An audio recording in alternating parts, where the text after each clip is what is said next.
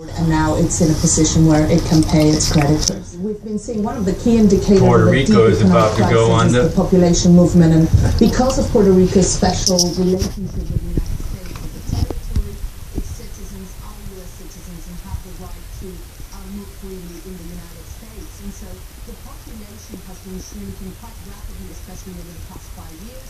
And now we're in a situation where we could see the population of Puerto Rico actually lose a generation, which would also dampen the prospects of economic growth in the medium and long term as the economic active Puerto Ricans resettle in the continental US. Now, the other issue we need to look at is if the government doesn't have money to, which is what it's arguing, it doesn't have money to keep its basic services running, how can it respond to special crises? And one of the key issues facing Puerto Rico right now is the potential expansion of SICA during 2016.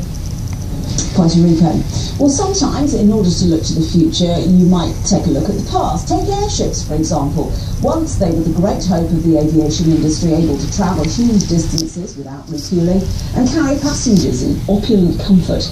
But a series of tragedies in the onset of World War II brought their golden age to an abrupt end before it had even properly begun.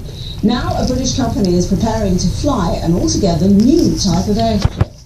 Theo Leggett went to take a look at it. This cavernous hangar has a remarkable history.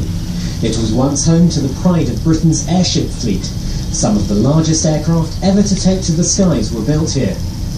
That was almost a century ago, but now, inside, a new airborne giant is taking shape. And here she is, the Airlander 10. Now this aircraft is 90 metres long, that's substantially longer than an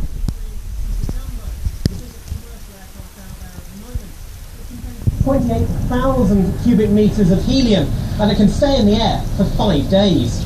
The Airlander was created by Hybrid Air Vehicles for the US military as a high-flying spy in the sky. But the project was cancelled. Develop it for themselves. It was a mixture of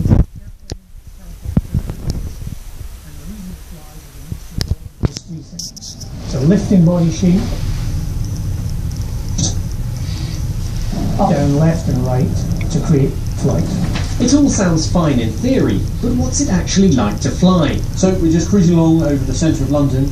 You can see I've got all of the normal flight instruments that you have. Test pilot Simon Davies is in the simulator finding out. But then in terms of handling, you feel the inertia of the aeroplane quite a lot. So you make small control inputs and wait for the aircraft to respond. It's a bit like steering a ship. Hybrid Air Vehicles thinks the Airlander can be used for a huge variety of tasks, from disaster relief to tourism. And now it says the aircraft is almost ready to take to the skies in Britain for the very first time. Theo Leggett, BBC News.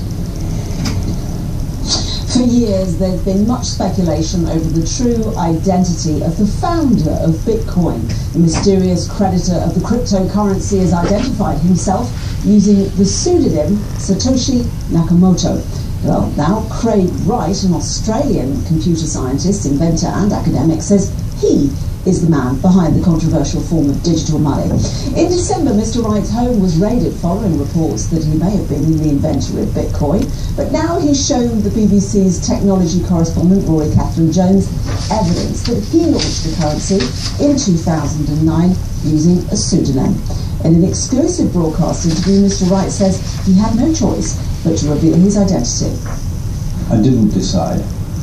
I had people decide this matter for me. And they're making life difficult, not for me, but my friends, my family, my staff.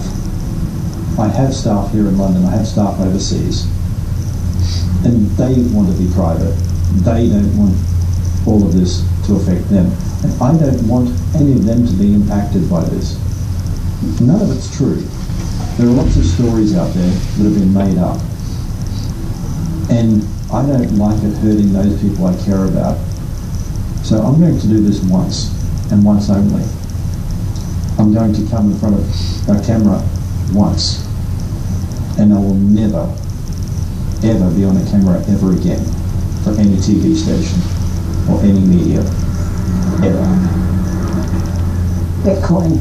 Now some other news for you. Activity in the Chinese manufacturing sector grew for the second month in a row, this according to the latest official figures. The Purchasing Manufacturing Index came in at 50.1 in April, indicating the industry is growing, but not by much. And the Republican presidential frontrunner Donald Trump has stepped up his criticism of China's trade policy, accusing it of raping the United States.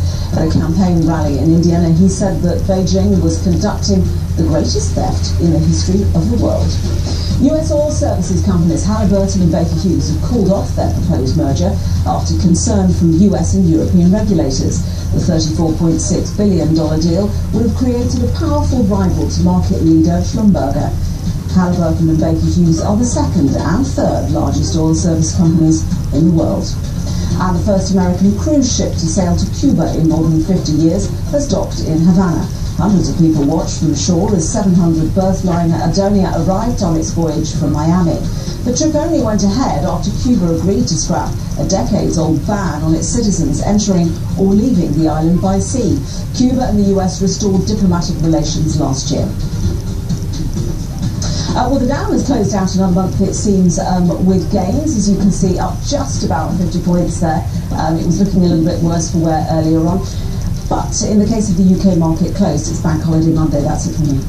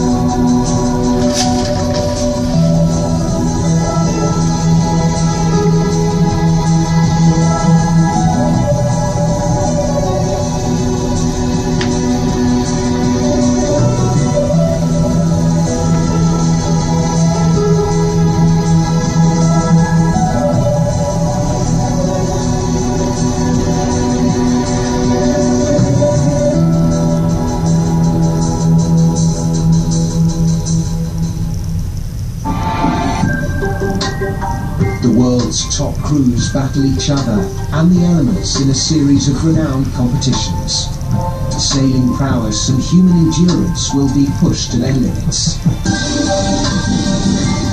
The stakes are high, the competition is fierce, and only the courageous will succeed. The Spirit of Yachting on BBC World